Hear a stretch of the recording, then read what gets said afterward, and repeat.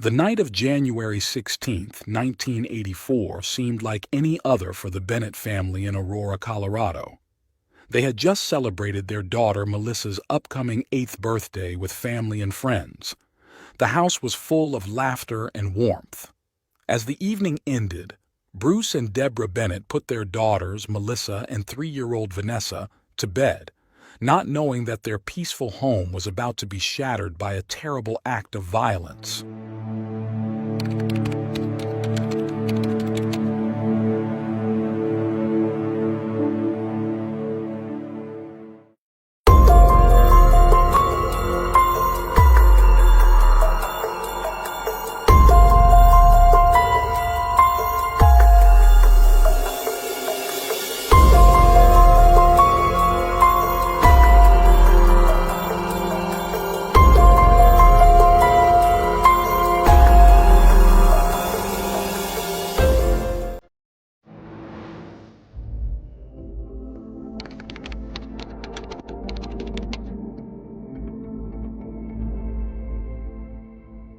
Bruce and Deborah Bennett married in the 1970s, brimming with hopes and dreams for their future together.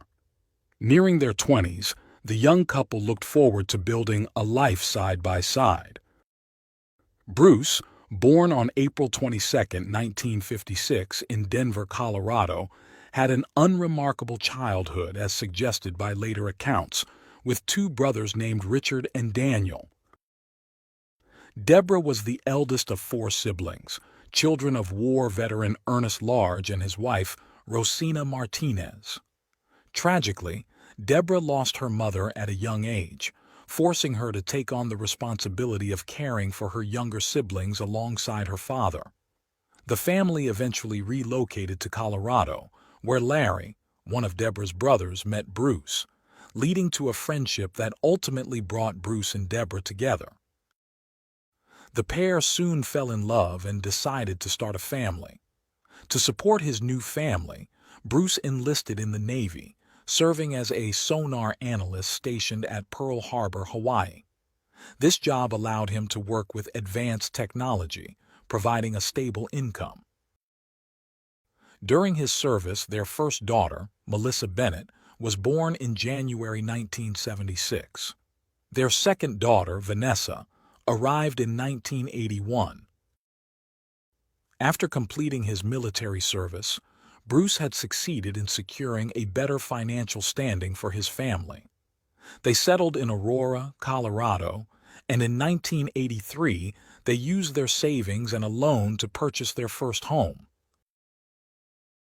Bruce and Deborah joined the family's furniture distribution business, while Bruce also pursued studies to become an air traffic controller. The Bennett family led a quiet life, enjoying their time with their 2 young daughters. However, their peaceful existence was shattered in early 1984. On Sunday, January 15, 1984, the Bennetts hosted a family gathering to celebrate Melissa's upcoming 8th birthday. Deborah had planned a party at school for her daughter, but the family also gathered at the Bennett home for a pre-birthday celebration. The day was filled with laughter, conversation, and a delicious cake. As the evening wound down, Melissa's grandparents and uncles left for their homes. One of the uncles noticed the garage door was open and reminded Bruce to close it, unaware it would be the last time he would see Bruce alive. The next morning, on January 16, 1984, Bruce's mother, Constance Bennett, known as Connie, received a call from the family furniture store. Bruce and Deborah had not shown up for work, and no one was answering the phone at their house. Concerned, Connie decided to check on them. When she arrived at the Bennett home, the garage door was still open. Entering the house, she was met with a horrifying sight. Bruce lay at the foot of the stairs in a pool of blood with severe head trauma and a deep cut across his throat. Shocked and terrified, Connie ran to a neighbor for help. They called 911 and soon, police and medical personnel were on the scene. Inside the house, police discovered Deborah's body in the master bedroom, her head brutally beaten. In the children's room, they found Melissa, also beaten and stabbed, her face covered with a blanket and showing signs of sexual assault. Miraculously, little Vanessa, despite her severe injuries, was still alive. Emergency responders rushed her to the hospital, where her life hung by a thread. With Vanessa on the way to the hospital and the bodies of her family members removed, investigators began meticulously examining the Bennett home for clues. They found Deborah's purse outside in the snow, rifled through, likely by the attackers.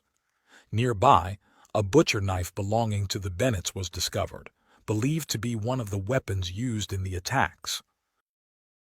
While the murder weapon used for the fatal blows was never found, investigators suspected it might have been a hammer, based on the injuries and a blood-stained outline found on a carpet.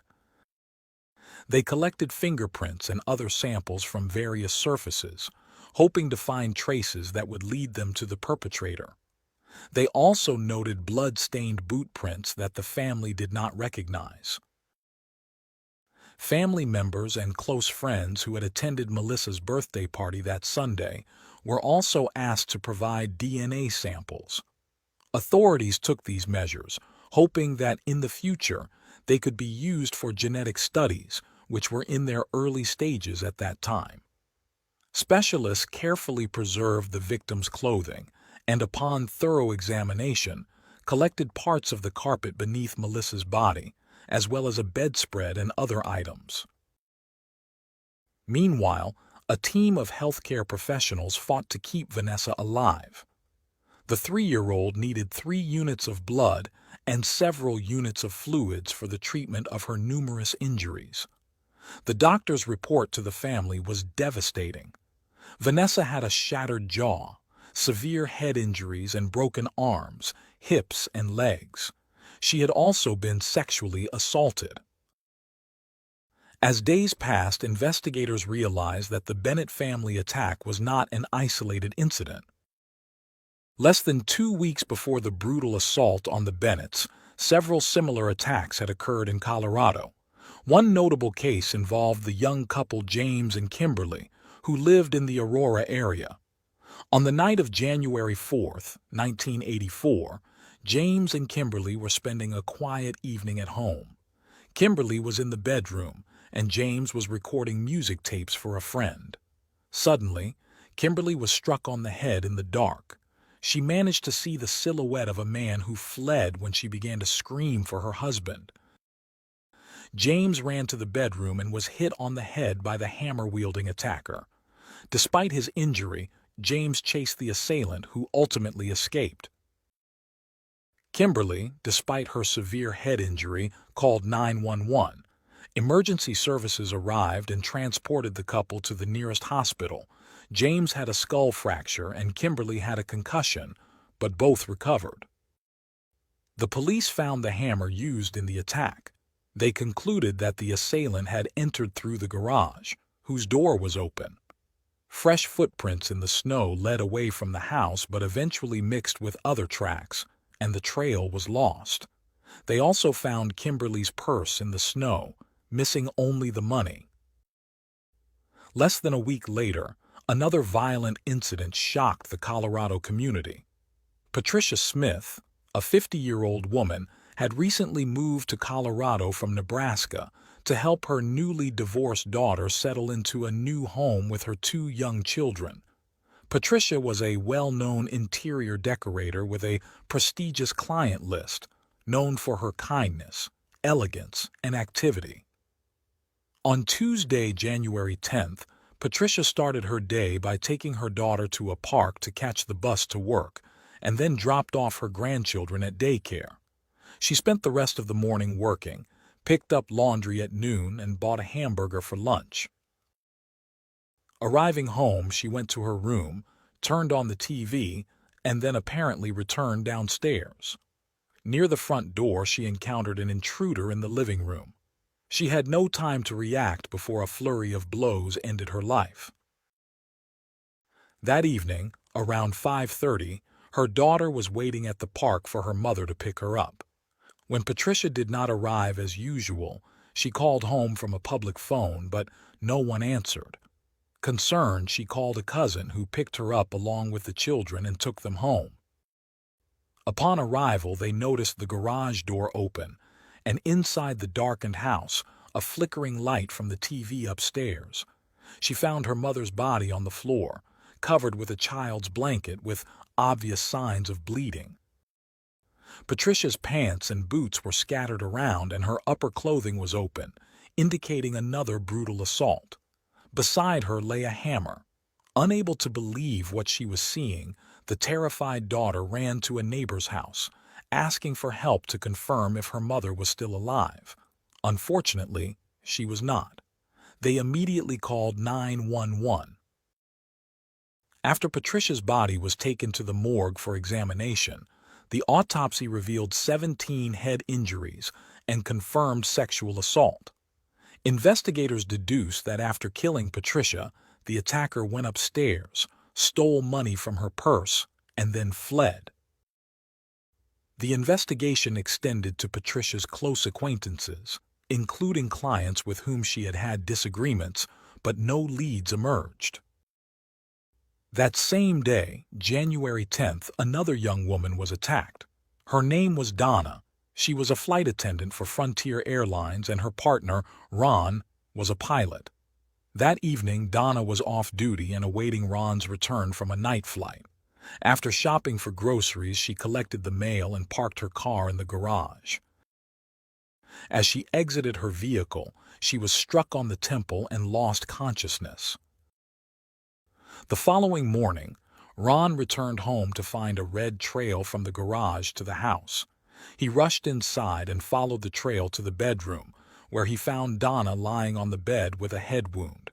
Somehow, Donna had managed to make it to the bedroom. Ron called 911 immediately. Paramedics arrived and rushed Donna to the hospital, where she received treatment. Doctors confirmed she had been sexually assaulted. Initially, Ron was considered a suspect, but he had just landed in Colorado, and Donna's attack had occurred hours earlier. Investigators found a hammer covered in blood in the driver's seat of Donna's car. They collected it as evidence but found no useful fingerprints. Despite her severe injuries, Donna recovered, though the head injury left her with significant short-term memory loss, unable to recall the night of the attack. This lack of memory was, in some ways, a blessing to Donna, who was grateful to have survived. 6 days later, less than 25 miles from Donna and Ron's home, the horrific attack on the Bennett family occurred. Throughout that tragic January, while the families of the deceased mourned their losses, those who survived, like little Vanessa, continued their recovery. The Bennett family, especially Vanessa's grandmother Connie, held out hope for the child's recovery. The investigation stretched on. Investigators collected all possible evidence from the 4 crime scenes, including genetic material, footprints, and other clues. However, in the 1980s, forensic technology was far less advanced than today, and DNA analysis was just beginning. The attacks occurred in both Aurora and Lakewood, leading local police to share information. Unfortunately, no useful fingerprints were found at the crime scenes or on the hammers used in the attacks. The FBI was brought in, and a profiler studied the case, concluding that the attacker was likely an opportunistic rather than a predator. He did not target specific victims but seemed to roam neighborhoods looking for easy access, such as open garage doors. Once inside, his attacks were swift, violent, and fatal, followed by sexual assault and theft of money only. The profiler estimated that the perpetrator was a young man around 20 years old, intelligent but not highly educated, possibly a high school graduate but not a college student. The repeated use of hammers and a rugged boot print found at one scene suggested he worked in construction. At the time, numerous homes were being built in the areas where the crimes occurred. Most worryingly, the profiler asserted that this man would continue attacking until he was caught. Using this profile, investigators visited construction sites, talking to contractors and seeking information about any unusual behavior among workers. However, contractor records were not thorough and no useful descriptions of the attacker were available since all assaults were sudden and occurred in darkness. While the investigation continued without new leads, the community was gripped by fear. Residents became vigilant about locking their garages and doors, with some buying guns or even wearing helmets to bed. Time passed without further attacks, and the police were forced to move on to new cases, leaving these brutal crimes unresolved. Survivors of the assaults were recovering and trying to move past the trauma of their harrowing experiences, while the families of the victims continued to grapple with the pain of their loss. Periodically, the original investigators of the attacks, along with those who replaced them, would contact specialized departments and laboratories, hoping that advances in DNA technology might finally identify the perpetrator. In 1990, Aurora police sent samples from a bedspread, a carpet, and other items collected from the Bennett crime scene to a forensic examiner in Richmond, California. Unfortunately, no significant progress was made at the time. During a new review of the evidence, investigators found a blonde pubic hair and sent it for specialized analysis. However, due to the primitive technology of the time, the test destroyed this single hair without yielding any results. It wasn't until 2001, 17 years after the attacks, that full identification of the DNA samples was achieved, ruling out family members as potential suspects. It took another 3 years to definitively link the family case with Patricia's case, as the same DNA was found in samples from both crime scenes. Yet, the DNA belonged to an unknown individual, and finding a match in existing databases was challenging. Genetic databases across the U.S. were still in their infancy, with each state and agency having its own rules. In 2018, in another attempt to solve the cases, detectives teamed up with a genealogist. She used the sequenced DNA and began searching public and private databases. Within a week, she informed the detectives that the DNA belonged to someone with the last name Ewing. This was a significant breakthrough. Police found 3 or 4 in Colorado with the last name Ewing, but they were all ruled out as suspects. Further searches in Aurora's databases revealed 40 individuals with the surname Ewing. Investigators began analyzing each one while handling other cases. Finally, in July 2018, they discovered a match with an inmate in Nevada. The man, Alex Ewing. He was born on August 14, 1960, in North Carolina. Little is known about his childhood, and he never spoke about it, but it is known that he dropped out of school after the 10th grade. He claimed he was expelled for frequently getting drunk. This was the beginning of a life of crime. Alex was detained for 2 months in a juvenile center in Sacramento, California, for theft. He was later sent to a foster home, where he stayed for 2 weeks before being released. He then embarked on a criminal career, being arrested multiple times in California, Arizona, and Florida for theft, burglary, and escape. According to a driver's license he obtained in 1983, Alex was living in Denver, Colorado. The attacks occurred in early 1984, leaving 4 injured and 4 dead over 12 days. The assault stopped when Alex left Colorado, moving to Kingman, Arizona a few days later. There, on January 27, 1984, he broke into a home and attacked Roy Williams with a granite rock, hitting him in the head and chest. Roy survived, requiring 100 stitches. He gave a partial description of his attacker. Later that day, a police officer spotted a man matching the description hiding in bushes near an interstate on-ramp. The officer approached, and Alex fled. After a chase, Alex was apprehended. On February 2, 1984, Alex was formally charged with attempted first-degree murder and first-degree robbery and held in jail in Utah. In early August 1984, Alex and several inmates were transported from jail for a court hearing. During a stop at a service station, he escaped. Wearing red shorts and an orange jumpsuit, he ran and disappeared. At 10 p.m., police received calls about a suspicious man in red shorts running through a neighborhood. An hour later, Nancy Berry called 911 in a panic, saying she and her husband had been attacked. Nancy and her husband Chris were found severely injured in their bed. Alex had broken in through their open garage door and attacked them with an axe handle. Fortunately, their children were unharmed. A massive manhunt ensued, but Alex remained elusive. 4 days later, he was spotted at a phone booth, apparently calling his brother for help.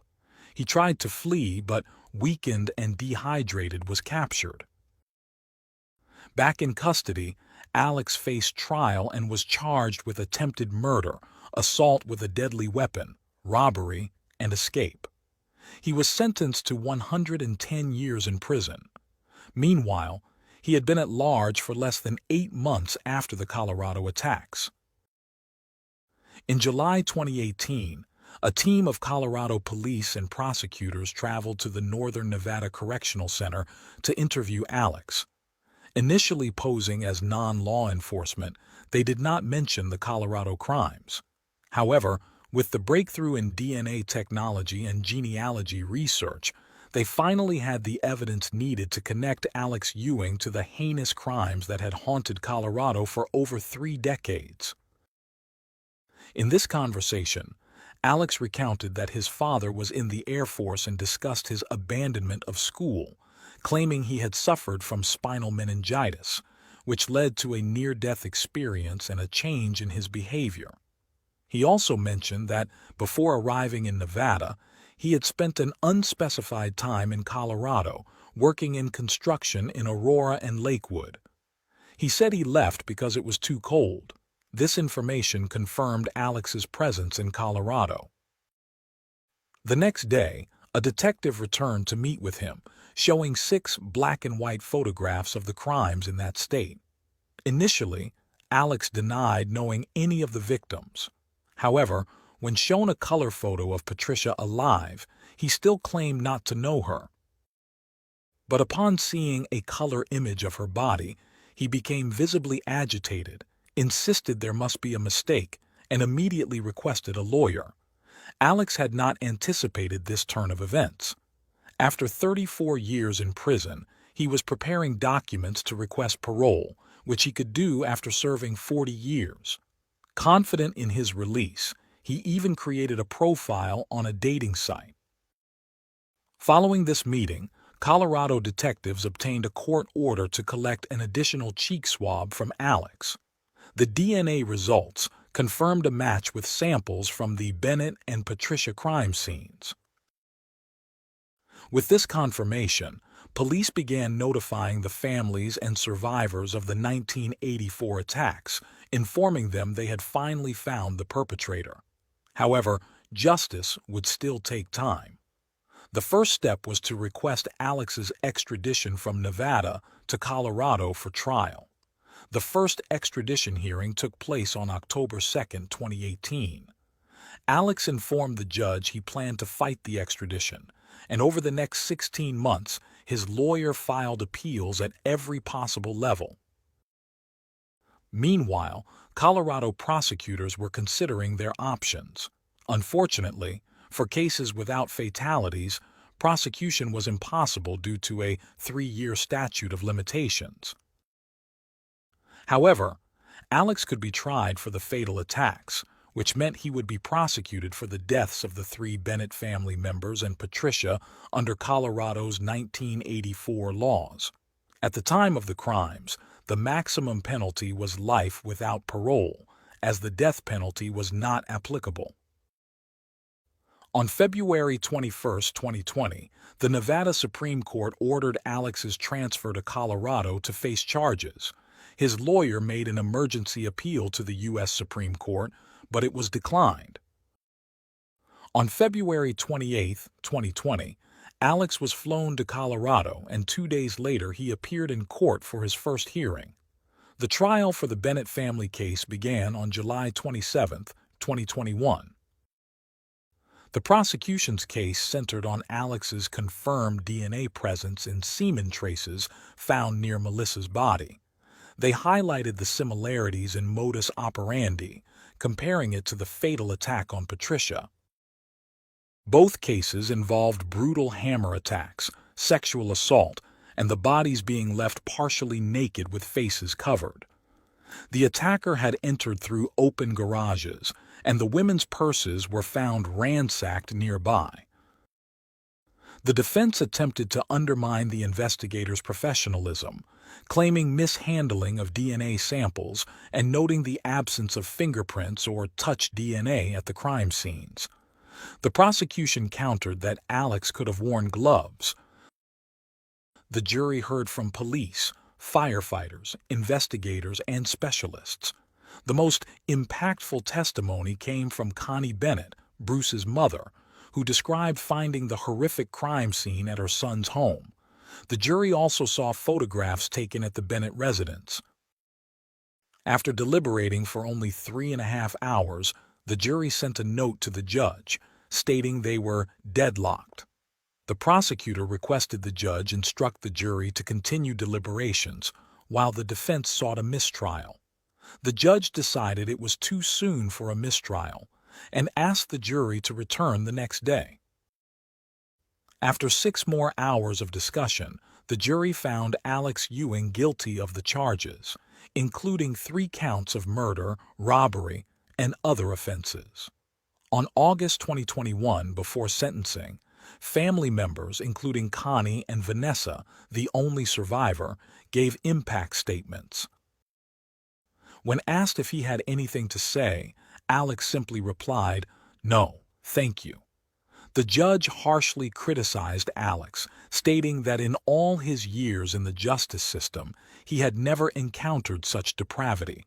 He ensured Alex would never be free again, sentencing him to 3 consecutive life sentences, preventing the possibility of parole after 20 years. In October 2021, the trial for Patricia Smith's case began, but was declared a mistrial after Alex's defense requested a competency hearing to evaluate his mental state. The competency evaluation concluded that Alex was indeed mentally fit to stand trial. After delays, the trial finally took place in early April 2022. Unlike the first trial, Alex spoke up, complaining about his extradition from Nevada, accusing the system of being rigged, and alleging that authorities had ignored his efforts to lead them to the real criminals. Despite his arguments, the result was another life sentence, adding to the 3 he already had. Unfortunately, nothing could change the past. During the trial, Vanessa, the only survivor of the Bennett family, was present. Many might wonder what became of her after the tragedy. Vanessa shared her story in interviews with several media outlets describing a difficult life. Vanessa recounted that the brutal attack left her with severe physical and mental scars. After waking from a coma weeks after the assault, she had to relearn how to walk and do everything again. She mentioned having permanent physical injuries, including partial paralysis on her left side, making it hard for her to grip or release objects. However, the mental scars were even more profound. After being discharged from the hospital, Vanessa spent 2 months in a center for abused children before moving in with her grandmother. Filled with rage, she struggled at school where children mocked her, exacerbating her anger. She became rebellious, and her grandmother eventually enrolled her in a boarding school. During her first summer back home, she attempted suicide. Fortunately, the family intervened in time, and after recovery, she was sent to a psychiatric ward and then to a group home until she turned 18. At 18, Vanessa became pregnant, and social services took her child, as she admitted she did not know how to be a mother. Later, she had two more daughters who were placed in the care of a cousin, and she was not allowed to see or know their whereabouts. Vanessa developed borderline personality disorder, PTSD, bipolar disorder, and ADHD. Her fragmented memories of her family and life before the attack, coupled with severe mental instability and a drug addiction that began at 19, took a toll on her psyche. Vanessa explained that she used drugs to escape the world and forget everything, but this path led her to jail multiple times for shoplifting, assault, domestic violence, burglary, and drug possession. She lived homeless for a long time, residing under a bridge with a partner. This was her situation when she learned that her attacker had been caught. Despite the hardships, Vanessa found a ray of hope. By the age of 30, she decided to stop being a victim and dedicated herself to staying clean. She lived in an apartment with her second husband and had a cat. Vanessa aspired to obtain a university degree to become a counselor and help those struggling with substance abuse. When asked if she felt relieved when Alex was finally identified and punished, Vanessa said no. She expressed that while catching the killer might make others feel better, it meant nothing to her. The damage had already been done. Her life was ruined.